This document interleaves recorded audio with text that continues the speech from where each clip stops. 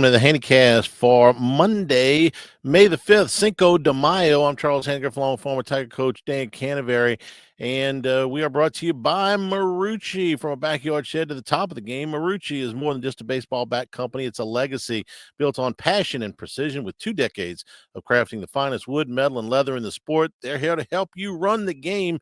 Visit MarucciSports.com to gear up with the best.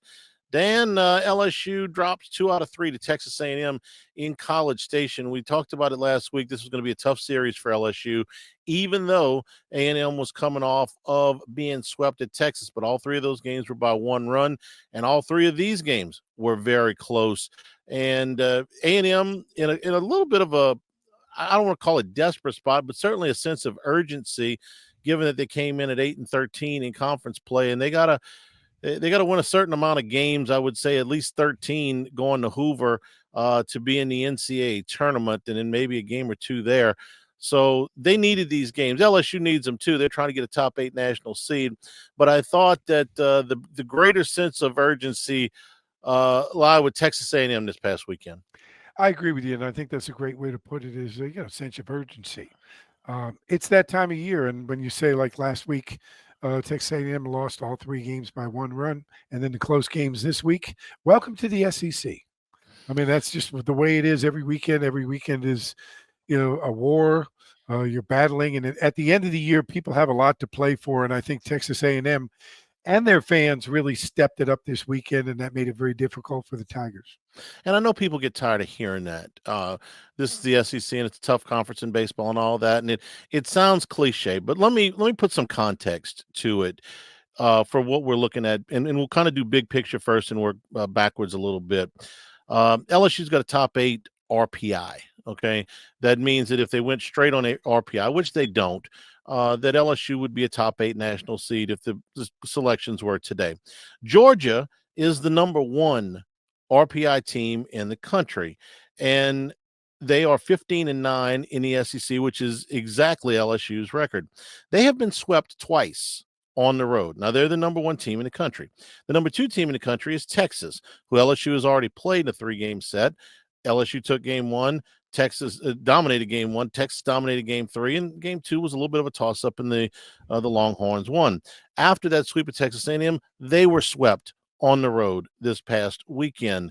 Vanderbilt is the number 3 RPI team. They are at 14-10. They have a worse SEC record than LSU by a game. Yesterday, they needed 7 runs in the last 2 innings to take a series at home from Vanderbilt. Arkansas, going into this weekend, before they swept Texas, the number 1 team in the country, had lost 3 straight series.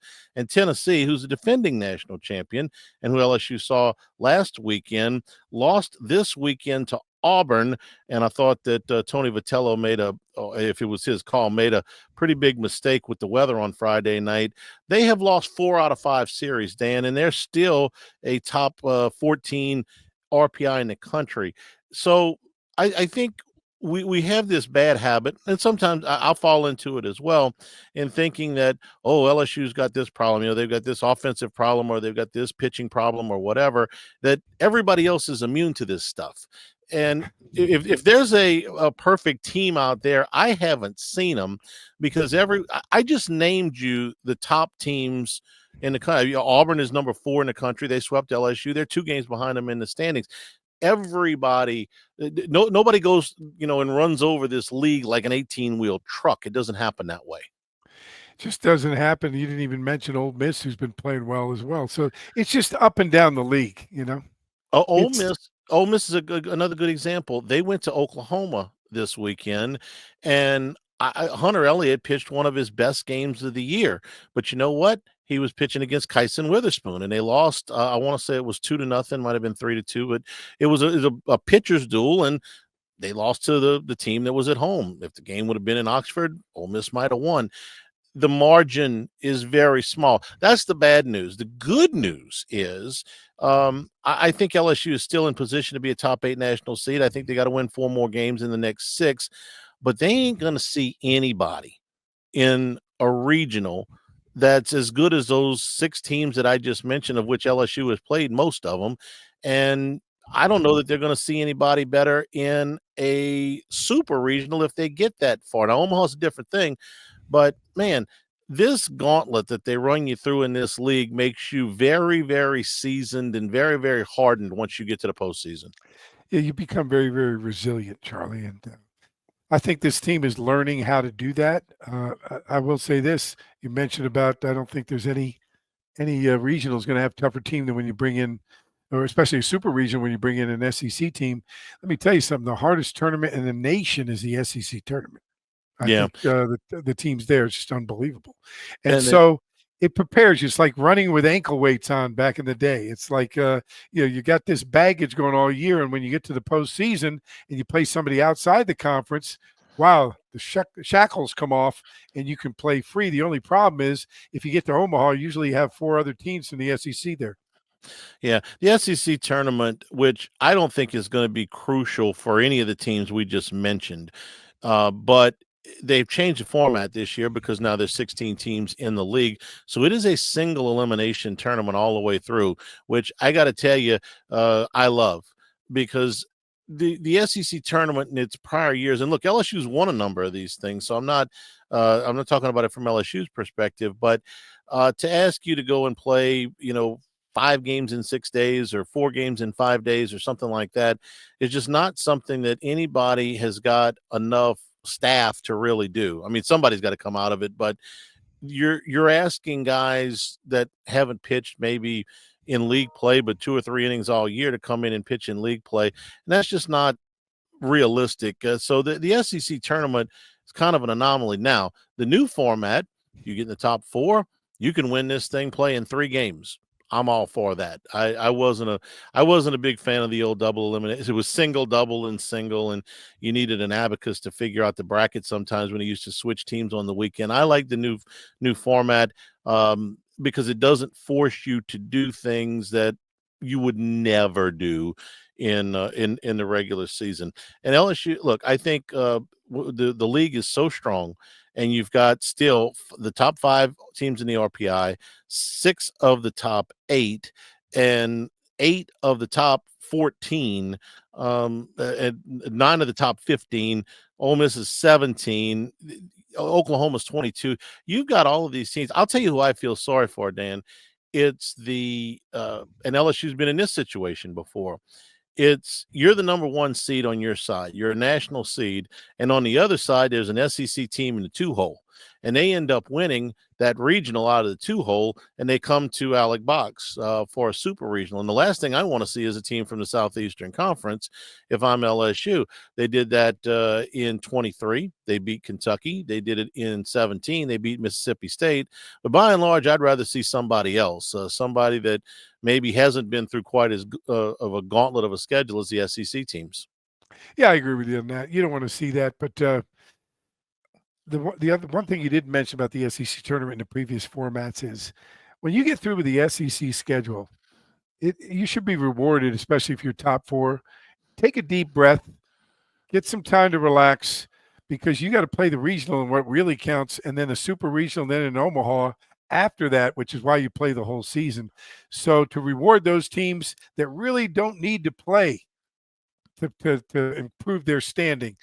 But again, you're rewarding the teams that may be on the bubble to have an opportunity to play their way through and make a regional. So I think this format, and kudos to the SEC and, of course, our friend Herb Vincent, I think it's better for all the teams involved, meaning the ones that are fighting to get their way in or improve their seed have an opportunity to win their way through.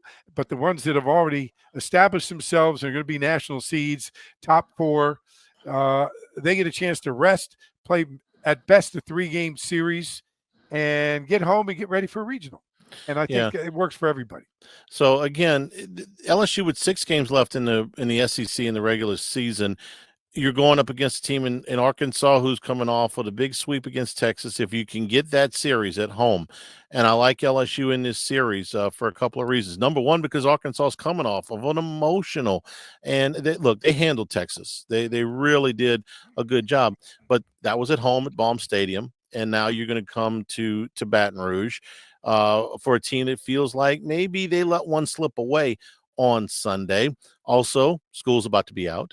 So you get to go play. Doug and I made that very aware. That's Yeah, big. you get to be baseball players, and the student part is over, so you kind of feel like professionals. Everybody feels a little bit better after exams are over, and then the final weekend you got South Carolina, and Florida went into Columbia this week and just blew the doors off. They trailed in the game on Friday night. It was a little bit rain delayed, and then they didn't get the doubleheader in until Sunday, and they absolutely blew the doors off. I think South Carolina's running out of gas a little bit, but I think that there's certainly the opportunity to take that series. You take both of those series, and you're 19-11 in the SEC. I think you're going to be a top 8 national seed unless something really unusual happens, and that's regardless of what goes on at the SEC tournament from LSU's standpoint. But you go take 3 games and you're 18-12. Well, you've left yourself at the mercy of the committee.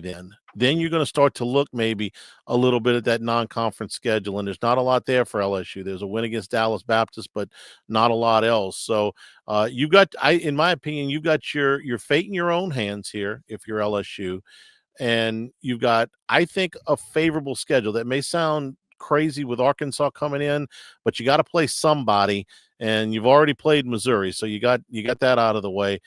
You got Arkansas in your park. Go win it, because you're going to have to beat somebody like Arkansas if you want to win a title anyway. And you've proven it. You beat a Tennessee. Tennessee is a top 10 team. And if you can do that, you go to South Carolina, who's struggling a little bit, maybe running on fumes a little bit.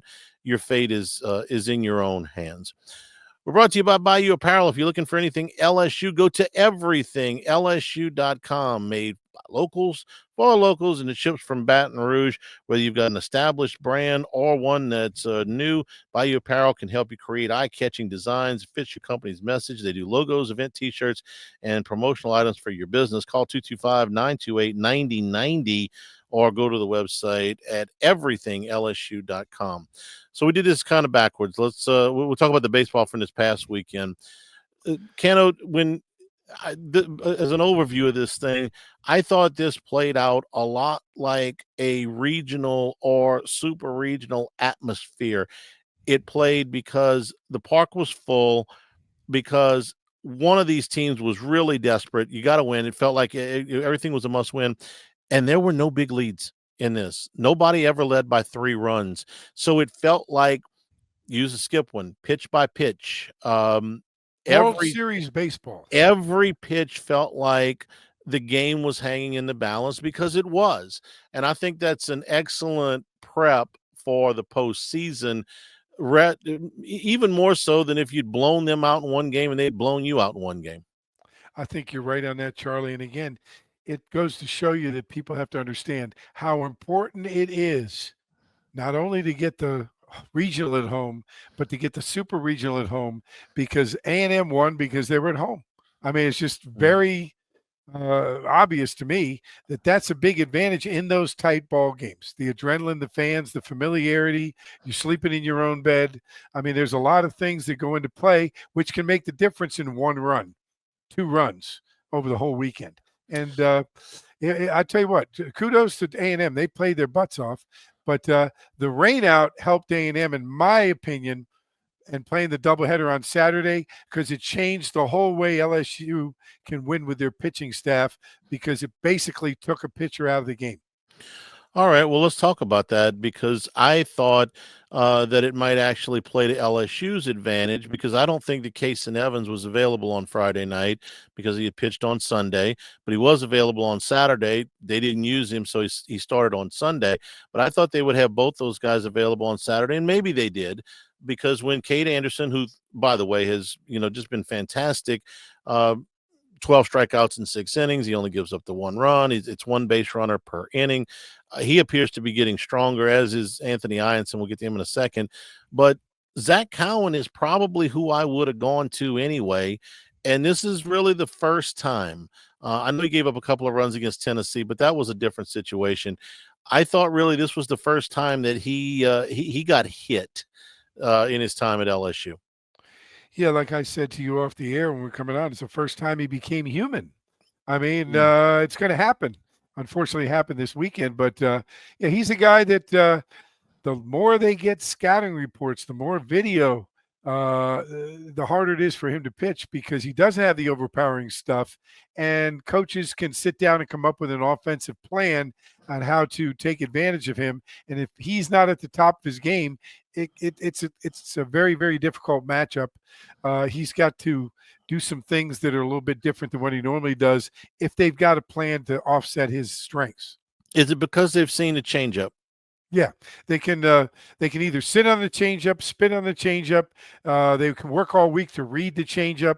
There's a lot of things you can do, and because changeup is not a familiar pitch to a lot of people, it's hard for coaches to throw it in batting practice, and not a lot of people throw great changeups as their second pitch.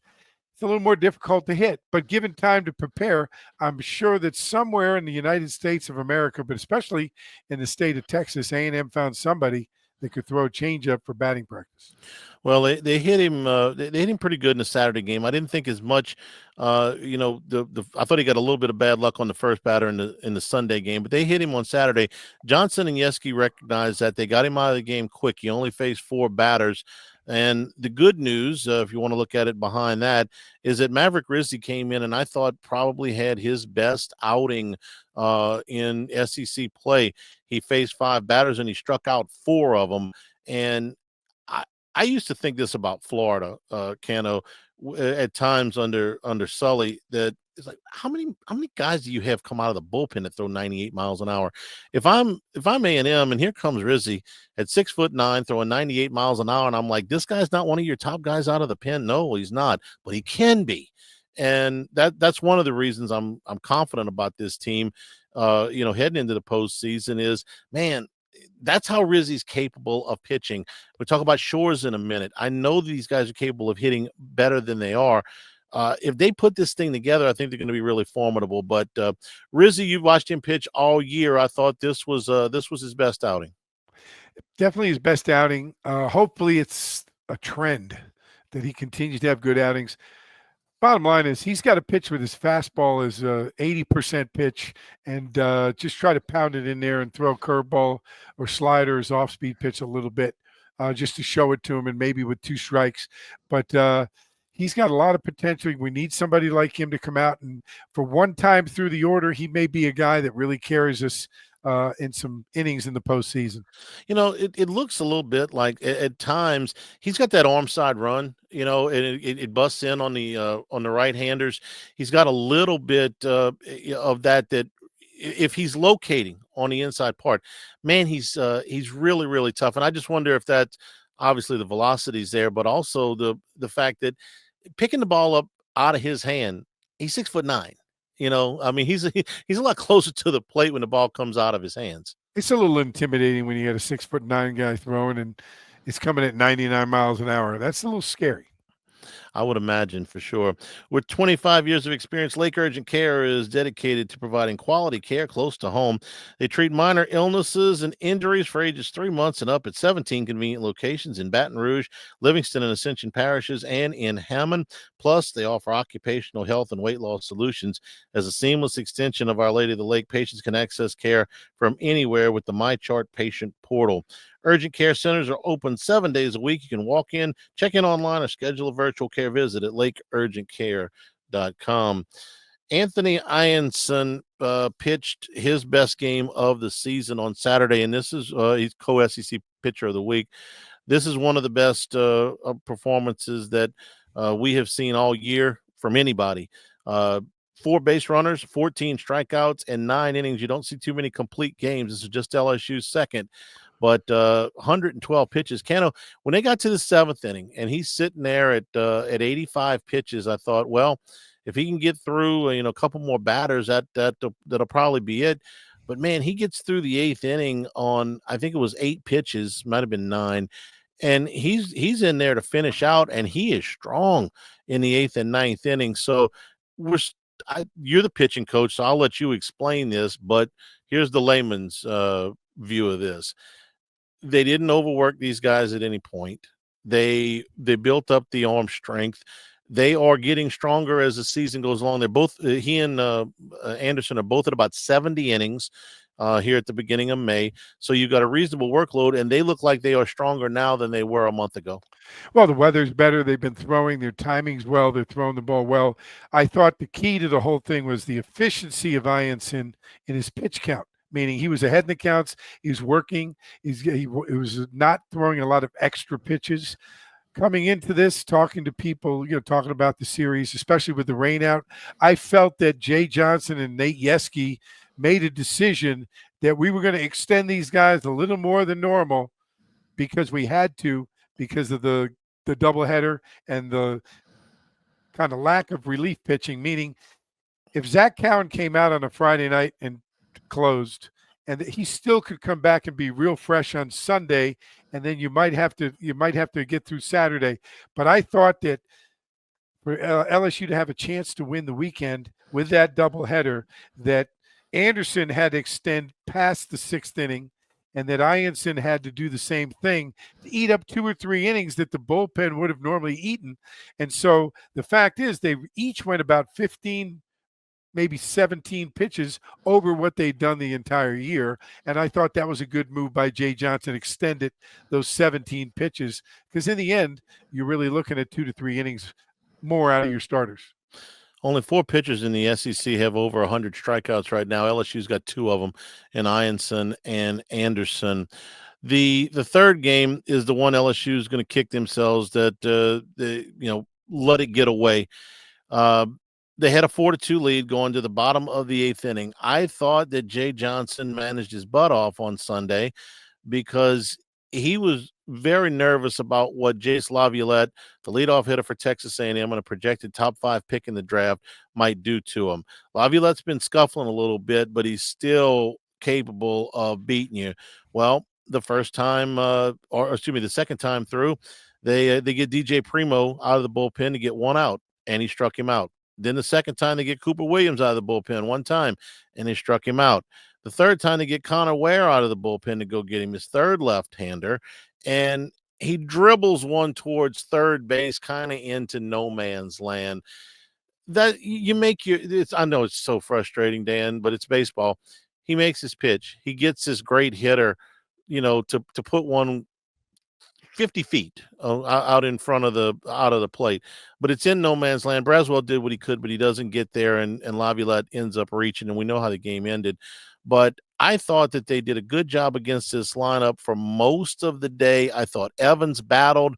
I thought the strike zone moved around a little bit on him with 2 strikes. I thought the same thing for Miles Patton, the A&M pitcher.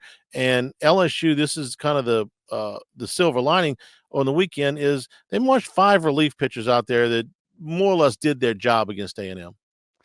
Yeah, I think it was a good outing by everybody. Again, it's baseball. A dribbler. Until you get to Cowan. We'll talk about Cowan in a minute. But the 5 guys that came in between Evans and Cowan, I thought, and I know it's going to show that Ware didn't record an out, but I mean the 2 balls that were hit against him were not. I'm sorry, the one ball was hit against him was a little dribbler to third.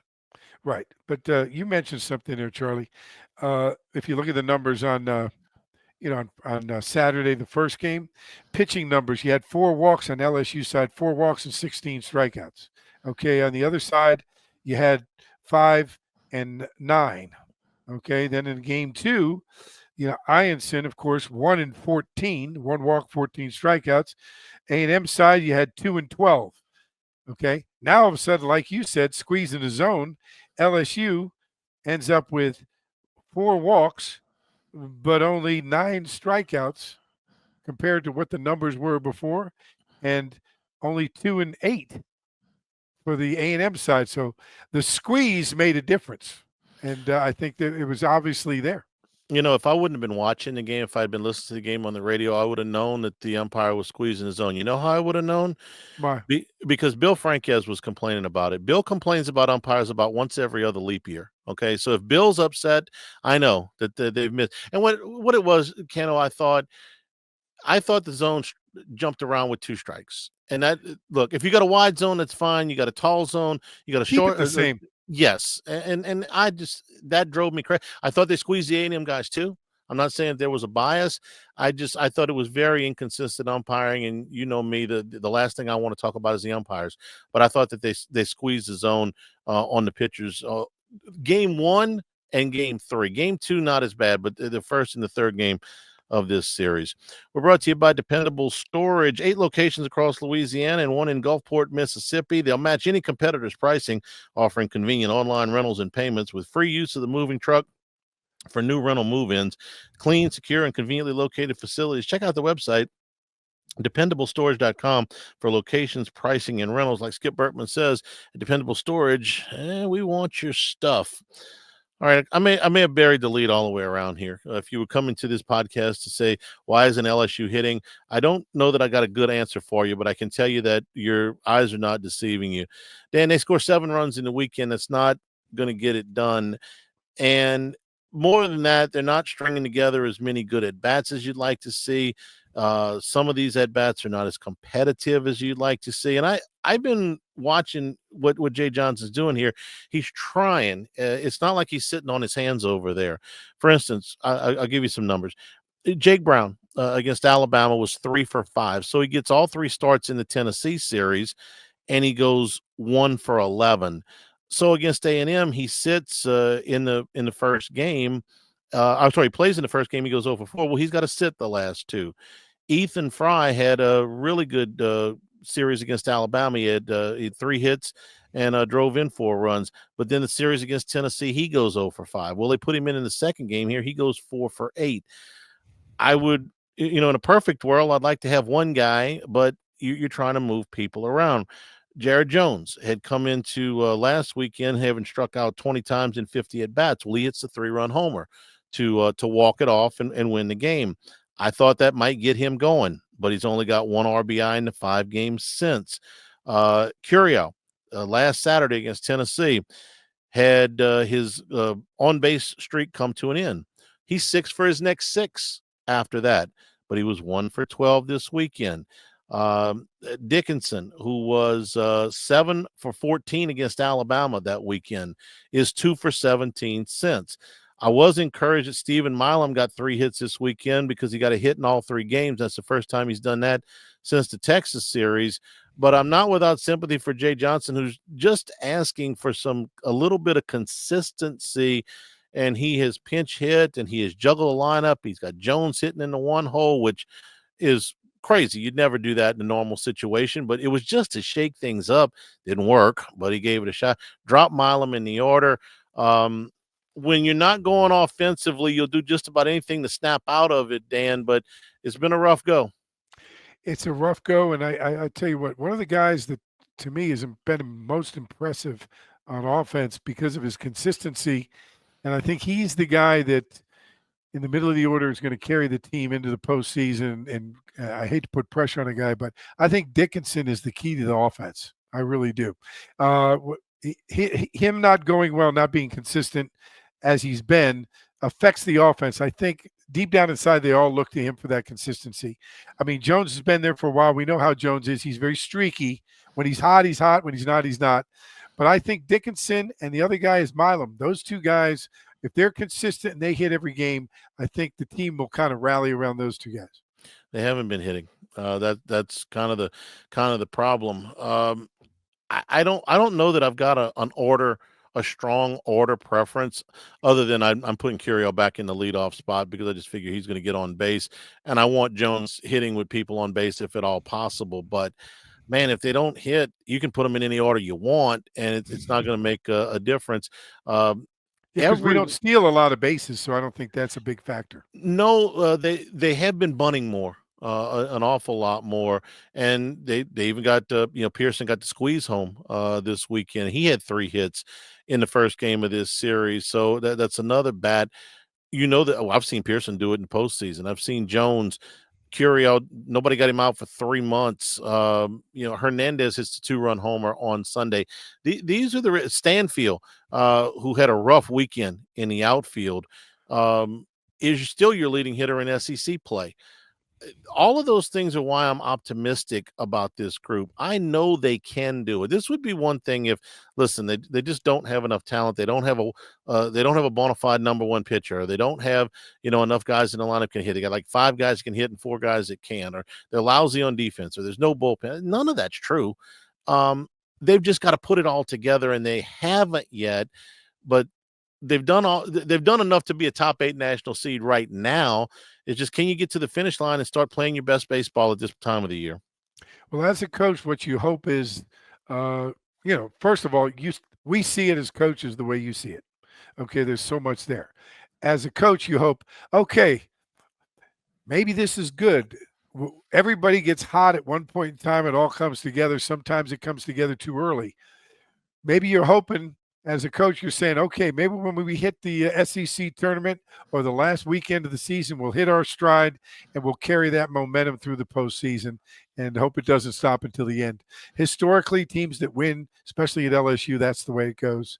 And so, Jay Johnson, kudos to him and his staff. They just keep working. They're not going to give up, and they're going to keep trying everything they can, and they're going to push this team through.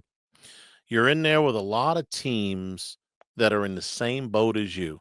Right. It's a lot of imperfect teams that are all capable, like an island of misfit toys. Okay. Yeah, somebody's going to get this figured out for the postseason and go on a run. And I think LSU's got as good a chance as anybody. We're brought to you by the law firm of O.C. Brown. Dana Brown and his team of attorneys have helped us out a number of times. They've carried on his father OC's legacy for the last 30 years. So talk to Dana and his team. The first consultation is always free. Whether you've been in a car accident, you have other legal needs, the law offices of O.C. Brown be your first and only call. Truly your law firm for a lifetime. So call 343-1111. On the web, it's OC Brown, OSSIE Brown.com. Okay, going to be rough weather in Baton Rouge in the middle of the week. We'll see if they get the midweek game in against Grambling. But then Arkansas, huge game with national seeding ramifications, top 5 teams in the country in Arkansas and LSU in some of the polls. 6:30 on Friday night, 5:30 on Saturday. And hey, Sunday's Mother's Day, so they moved the game back a little bit to 3 o'clock. I'm assuming that's why they did it. And so you can go have lunch with mom. Take mom out to the ballpark. Looking for a big crowd. It's also obviously senior day, the last home game of the regular season. So it's at 3 o'clock on Sunday. You got a little bit of extra time to get out to the yard. Tigers need a big crowd. They need a lot of momentum. I think this sets up well for LSU. Last week I told you I didn't think it set up well for LSU at all. A&M coming off of those disappointing losses in a desperate spot and at home. I thought it was going to be tough for the Tigers, even though they could have got the series. Here, I think the emotional edge, the urgency edge flips to LSU. I think they feel like they let one get away on Sunday. They're coming back home. School's about to be out. Arkansas is riding high after a 3-game sweep of the number 1 team, Texas.